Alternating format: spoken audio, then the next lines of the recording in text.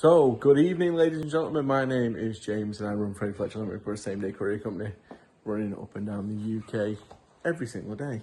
And I'm in the unit, as you can see. And as you can see, it's actually looking pretty empty. So at the minute, we've only got 2 pallets left in. Obviously, that's not great. That's not a great amount. So we need to figure out a way to get some more pallets in here, get some more storage going. But that's not what I want to talk about today. I want to talk about a few other things. As you know, if you've watched these videos for a while, it's been up and down. We've had quiet weeks, we've had busy weeks. We've plodded along for the last 4 years. But this year, this financial year, let's talk about, so since April, has been the best we've ever had. So we're in July still. I was looking at the jobs lists and the figures and stuff like that, and we were actually only about £1,000 behind on this financial year for what we did in the entirety of last financial year. So what we did in a year, we've done in how many months? April, May, June, July. 4 months. And I am very happy about that, because last year I started getting a bit worried. I've been doing this for a long time, and last year I felt like it was becoming a bit of a struggle. It was becoming a struggle to keep the flow, keep what I was doing going, and try and earn money. I was losing hand over fist on some jobs, trying to get them covered, but I was trying to keep the customer happy and stuff like that.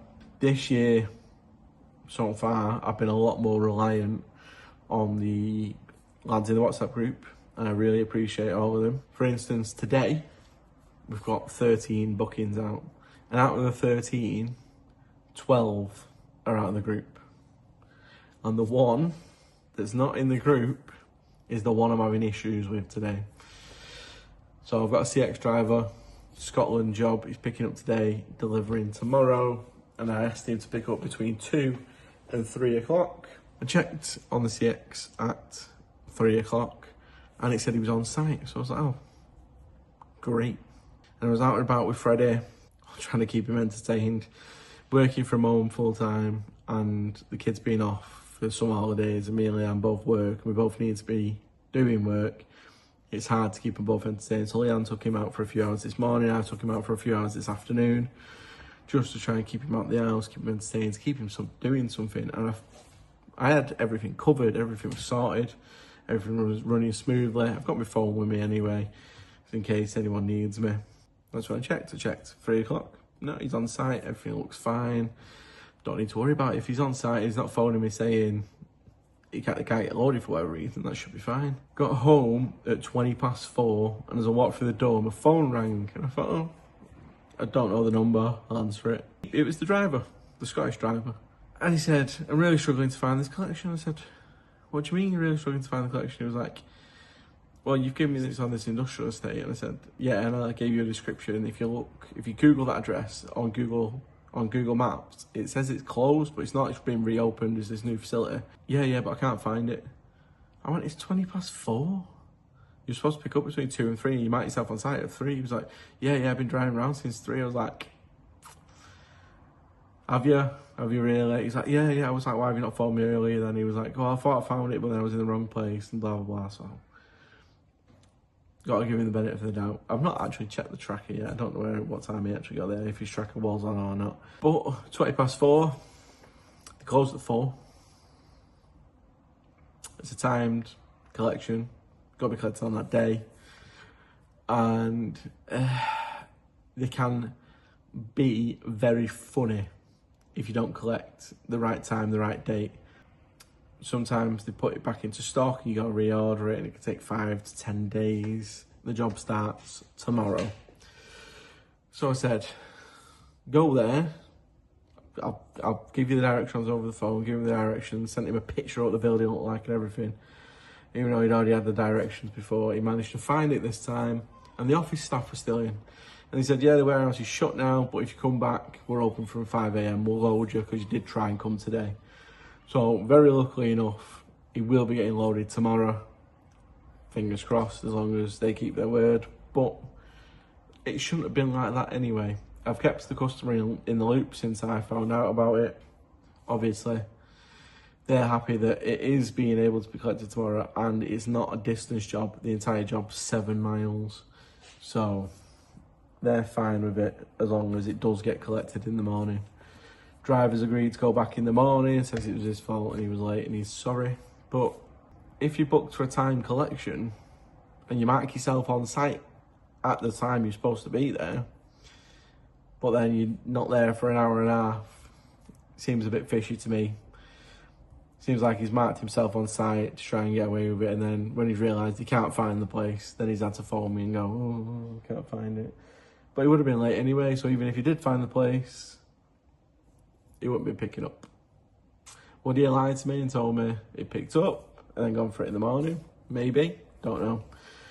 That's what seems to happen. And now, if you're wondering why I'm having that issue with that driver, in the minute, anything I try and cover in Scotland is either I don't get any bids or extremely expensive. This driver's not extremely expensive, but it was the only bid. He does have some negative feedback for being rude and disrespectful and stuff like that, but it was from 2023, so he's not had any since. You give people the benefit of the doubt, and it doesn't really go to plan. Business is booming, and I've actually had a phone call today that was quite exciting, and I got a bit amped up about it. I'm not going to myself too amped up about it because I've had this similar phone call before. The last time I had this phone call, they were under the assumption they were going to get a new contract, and they didn't in the end. But this is a signed, done deal with a big multi-billion-pound firm. They reckon it should start in the next 3-4 weeks. He said there's going to be 3 times the amount of work we're currently doing for this new contract alone, plus what we're already doing. So at the minute we're doing, on average, about 115 to 130 jobs a month for one customer. It could be mental. It could be a big blessing. It could be a massive boost to the company. Obviously, I'm still looking out for new customers all the time. It's just I'm picky. These people I'd like to work with, and then there's people that I'm unsure about working with, and then these companies which I've approached, but they want a lot from you. Not necessarily in terms of like, they want a lot like of work and stuff. They want a lot of guarantees and paperwork and health and safety issues and stuff like that.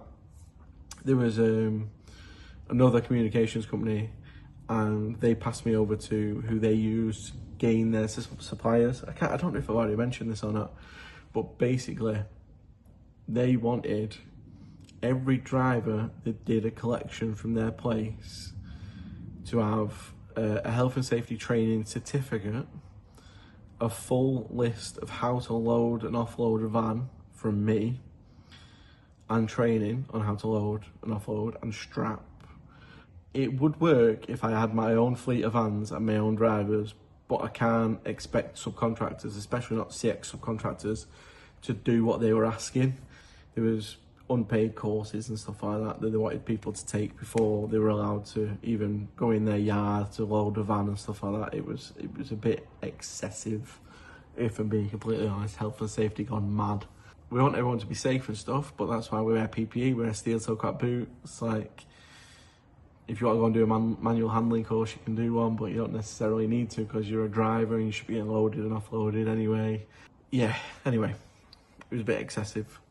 But if this lot of work comes on, it's going to be busy. I'll definitely be putting someone full-time in my van rather than just part-time. Oh, God. Right, let's move on to the second topic. my van. Today's the 29th of July, and as I've said in the last few videos, I expect to have it back by August. But I got a little bit of false hope a few weeks ago, and they told me it'd be done earlier. So the engine arrived back last Monday. It was refitted and back in the van by Wednesday. Wednesday, they were going to test it and MOT it, and it should have been ready for collection Wednesday, Thursday. Wednesday, about 4 o'clock, I'm there nervous, very nervous about the bill. Got a little bit impatient, and I shot the guy over there an email. He picks all the parts, organises all the jobs, etc. I said, the technicians sorted the engine, is everything back in, is it running, is it smooth, is everything fine? And I got an email back. Your van won't start. We've put the engine in it, we've fitted your new turbo, everything's as it should, battery's charged, and it simply will not start. I was like, oh, okay. He went, have you ever had these issues before? We're like, no, actually, when I gave you the van, it started, but it was on 2 cylinders instead of 4. He was like, oh yeah, okay. Now the van's been off the road since March, so I thought it could be like battery, it could be something's got the wiring, something's not been reinstalled properly, anything. And it turned out they wanted to test the injectors because they hadn't done for whatever reason. So they said, right, on Friday, your injectors are going off for testing. Once they're tested, we'll let you know the results and see how we want to proceed. Friday afternoon, I got an email. The injectors are overfueling. That's what's causing the non-start issue. Whatever it's called, flooding the engine. So I was like, right, okay. What's the options? He went, well, we can get reconned ones for so much or new ones for so much. I said, let's just do new and get them done ASAP. 4 new injectors was another 1,200 quid, including fitting on the bill, plus that. Fucking hell. And I've not heard anything, but my van has moved a few times in and out of the workshop. It's got a tracker on it, I can see where it is. They're a big company, and I hope it's going to get sorted. I have asked for a running total about 5 times now, and I just don't get one. The calculations in my head from the original estimate to additional parts and now the injectors is, well, I could have gone out and bought another van for the amount it's costing me to put an engine in this one. A friend of mine has just had an engine put in his Renault, and it cost him about 2/3 of what this is costing me, but I've also then needed a turbo and injectors, and it also didn't take anywhere near as long to do it in the Renault than it has done in this freaking crafter. But the aim is, I hope when it's back, it's going to last for a very, very long time. A very, very long time. I hope to get another 200,000-300,000 miles out of that engine. Actually put that van to some serious work. Actually get it earning some money. Because since I got it, how many times has it broke down? A lot. And now it's been off the road since the 13th of March, and today's the 29th of July. Oh my God, that's too long, that's ridiculous. I know, I was waiting for my mechanic to do it, and then he fell ill, and then the van got stuck at his place, and then it took me a while to find someone else that was willing to do it, but they've had the van since the start of May. It's now almost the start of August. That's how long this has took. It's ridiculous. It's so stupid. Oh. Anyway, that's enough about the van. Business is going well. The WhatsApp lads, I appreciate all of you. You're doing a fantastic job, and the van is a pain in my ass. It's going to cost me a small fortune. One more thing to talk about. This annoyed me. I've been calm about it. I've been relaxed about it. I've not seen my ass. I very well could have, but I've not. So obviously, I've mentioned the WhatsApp group. We have the drivers WhatsApp group for jobs. I put jobs in there. The drivers, first come, first serve, take them. And that's it. That's what that group's for. But there is a second WhatsApp group that I started. It's called the chat group. I don't necessarily interact that much in the chat group because I'm busy. But there is around 90 drivers in there at the minute. Maybe a few less, actually. A few have left. But there's around 90 drivers in there. There's about 115, 120 in the jobs group, about 90 in the chat group. And no one needs to be in there. It was an option I gave people. Do you want to chat with other drivers or do you want just jobs? So some people chose to go in the jobs group only. Some people chose to go in the chat group as well, so they could chat to other drivers. And now the chat group is a bunch of grown men. I don't think there's any women in it. There might be, I'm not sure. It is a bunch of grown men who just chat shit and talk to each other like men. They moan, they share jokes, and they do give each other advice, which is lovely to see. I don't moderate that group whatsoever. I leave them to it. If you are, let's say, offended by what people say, I wouldn't suggest being in that group. I'm not going to tell people off for doing that. So when I got a load of messages today and a screenshot of my chat group telling me that I should be moderating it and I should be ashamed of the people in there and blah, blah, blah, and some other shitty things were said, but I could have seen my ass, but I didn't. I stayed cool. I tried calming the person that messaged me. Unfortunately, they didn't want to calm down and they just carried on ranting. Wifey had a different view to me. She said I should have said something, not to the WhatsApp group, to him, but I decided, no, I'm not going to bother. I don't understand why he's being the way he is. He's been offended by something that's been said in the group. I'm not going to moderate what people say in the group. They can say whatever they want. We don't want people being racist or anything like that, but I'm not going to stop him just talking back and forth or talking about things they do and don't like and stuff like that, or like some people make jokes about each other. Some people find it jokey, some people find it offensive. Honestly, to me, it doesn't matter. If people don't like you and slag you off and stuff like that, don't let it affect you. Because it's happened to me a lot, especially with being on YouTube and posting videos and stuff like that. People don't always agree with what you talk about. You don't need to get offended. Just fucking crack on with what you're doing. If you're building a business and you've got a family, be with your family, build your business. Stop taking everything to heart.